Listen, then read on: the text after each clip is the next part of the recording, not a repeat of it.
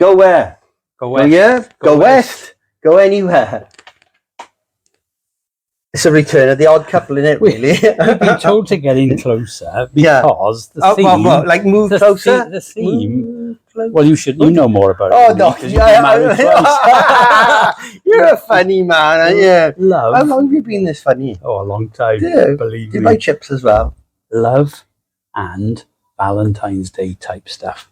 Oh my God. Over to you. Over to me? Yeah. Oh, okay. We'll open up then with... There's no need for that, is there? Keep it professional now. Mr. Lewis. Is there any need of it? I'll get on with this instead. We'll open up with the greatest breakup album in the world. Fleetwood Mac Rumours. You go to any house in any street. Well, they've all broken up. They've all broken up. And you see it. Every house sold. Anybody with a record player. Not in my house. Right. Well, you will by the time you leave here today. It'll be going home with you. Yeah. Then we go to Badfinger. Have you? No, not really. No, not today. Okay. Was probably wrote one of the greatest love songs of all time, Without You. And of course, the man that made it a hit, Neilson. Yeah. Punish Me, Son. That was number one for a long time, wasn't it? It was that, wasn't it? Yeah. Sad about these boys though, but hey, there you go. And of course, the Manics, You Love Us. What reference has that got to do with... Nothing, but it's the Manics and it's got You Love Us on it, so, you know, it's also got a Design for Life. Great song. You thought very deeply about that one, didn't you? You think? But you stole the sun from my heart. That's on you as well. Dan thought about all that. But there's always Saturday Night Fever. How deep is your love? Night Fever. More Than a Woman. What can you say? I'm not saying anything. You even watched it the other night. Oh, no. Well, I sort of woke up and there it was. It was on. Hey ho. Yeah. That's what I'll say about you. Another love album. Love. Forever Changes. Alone Again. Oh, great track. Are you feeling your poor picking record this morning? Oh, John picked half of them. No, I didn't. Yes, Not you did. this time. So here we go with John now. Oh, one done. Why was part one done? Is it? We're gonna undo it. Hey guys. Favorite 3 albums. So starting off, number 3 has to be for me Back in Black by AC/DC. As a guitar player, it's kind of one of the bands you just have to, listen to or get into because it's rock and roll as they come in it. I found listening to Back in Black, it kind of helped inspire me become, more of a guitar player, more into rock and roll and things like that. That really got me into it, and listening to the quality of the album, it was breakthrough in it, and it really helped set the tone for the sound that I wanted to create going along with my guitar playing career. And I found AC/DC really helped, Marshalls and the Gibsons, and it's just rock and roll, isn't it? But yeah, they are the pioneers of blues rock, and it really helped set a precedent for me to become the guitar player I am today. When I first heard Back in Black, it was just mind-blowing. First thing I did was turn it up to 10, and had it blasting through the car, trying to sing like him, but I can't. So, it truly is one of the greatest rock albums of all time. The greatest album of all time, maybe is. For me, it's right up there. Number 2, we got, definitely a guitar player's band. This one is Guns N' Roses, and Slash was the guitarist that inspired me to play the guitar and kind of just try and how he makes these notes sing.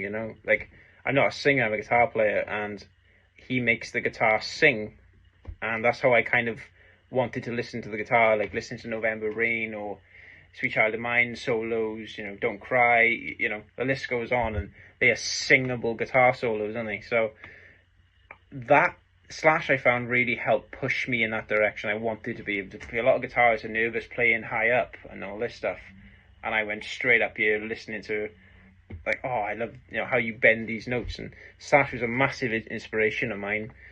I found after Destruction, it was a game changer in the rock world.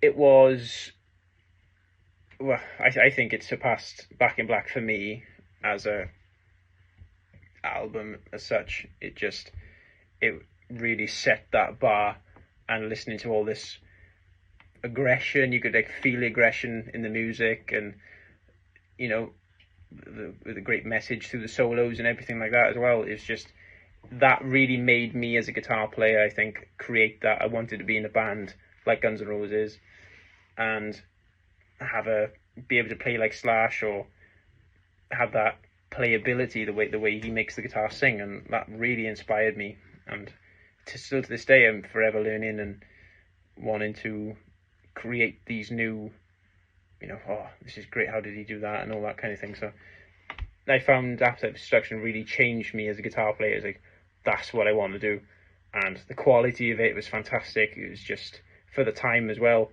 it was truly one of the best breakthrough albums ever for me. And yeah, I find Guns N' Roses really helped push me along in my little career I've had so far. And yeah, so leads me to number one. This might shock a few of you.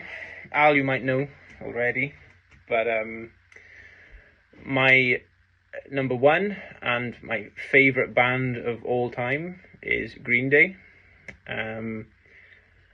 Album American Idiot, that kind of changed my,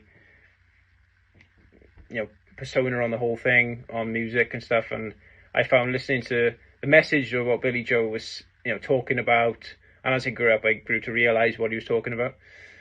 And American Idiot was that album. It was the pure punk aggression, rawness, and from a musical standpoint, it might not be like all fancy and widdly as a guitar player would, but musically, I found Billy Joe, his lyrics and his the music that they've wrote as a band is fantastic, you know. And Green Day are my number one band for the rest of my life, I think. So yeah, that American Idiot really truly changed my life, and I think it still continues to do so to now. So yeah, there's my 3 albums. Up.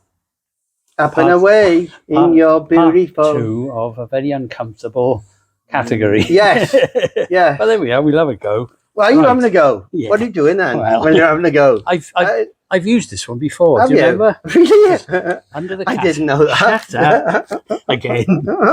From the classic 80s categories. we Is a used classic before. and 80s Look at the and title a of category. this. Did you know that? Lexicon of Love. They're in Right. Motor Point. Oh, what they call utility. This Fits week. in nicely with the category. And there's a track on here Cardiff, as well. that is.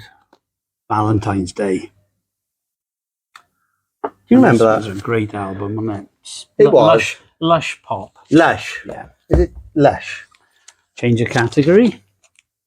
Marvin Gaye. No, we can't. What can you say about Marvin Gaye? Well, you can say lots. Let's get it on. Really. Yeah, What is going on? let's get it on. And tracks like that. Beautiful. No, I'm not going to get it on. No, I with you. didn't have to. Right. Oh. God, these selections are better than yours. Isn't it? Well, of course. You're involved. I So it's don't- going to be better anyway, isn't it? Are you talking now? Is there Are you anything I can say about Frank Sinatra? Yeah. Title? Mafia. In Love. Love. Yes. I passed his house in Florida once, Was in he out? Miami. Was he out? He was dead. No, right. And one of the greatest love albums of all time. Love, Breakup. The breakup of Joni and Graham Nash. Correct. And the start of a relationship with James Taylor. Yes. Joni Mitchell's Blue. But is it a Wow. bigger breakup album than Fleetwood Mac? I That's don't a know. question. I don't know. equal. No, it's equal. And I'll leave And it you, at, yeah, and you can Giovanni. and I'm going to leave it at that because he might want to do his. Yeah, Giovanni might want to be in Oh, it. excuse me, you filming? Yeah, we are. Okay, happy with that? Are you? What? I'm off. I'm out.